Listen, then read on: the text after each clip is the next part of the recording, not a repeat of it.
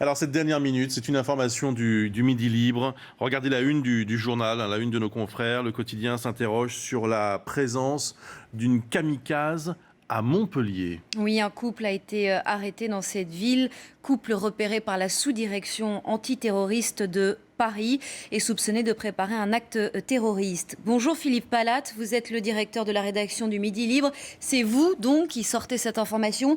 Pour ceux qui nous rejoignent à l'instant, que sait-on de sûr à l'heure qu'il est ? Bonjour. Alors, ce que l'on sait de sûr, c'est que notre reporter François Barrère, qui a sorti cette information,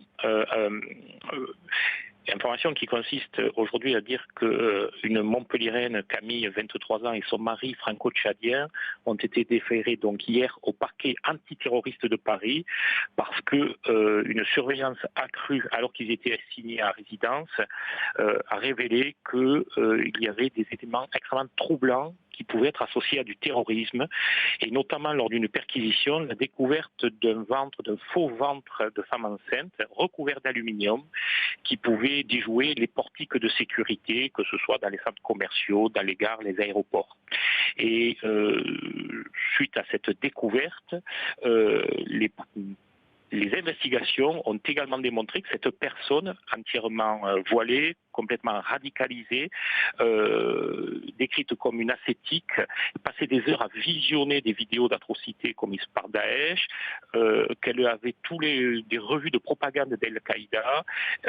Alors, qu'est-ce qu'elle projetait? Un attentat en France, à Montpellier? Est-ce qu'elle projetait de partir en Syrie? Elle raconte que son faux ventre couvert d'aluminium servait à faire des vols à l'étalage, ce que ne croient pas du tout les policiers, puisque c'est quelqu'un qui venait de faire un énorme héritage. Elle avait d'ailleurs distribué à des amis plusieurs centaines de milliers d'euros. Et donc les policiers aujourd'hui sont très très inquiets et ont souhaité plutôt la déférer au parquet antiterroriste de Paris pour prévenir tout risque d'attentat.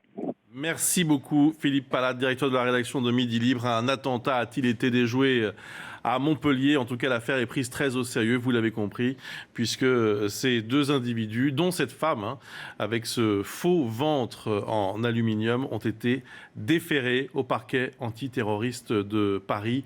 D'autres précisions dans nos prochaines éditions.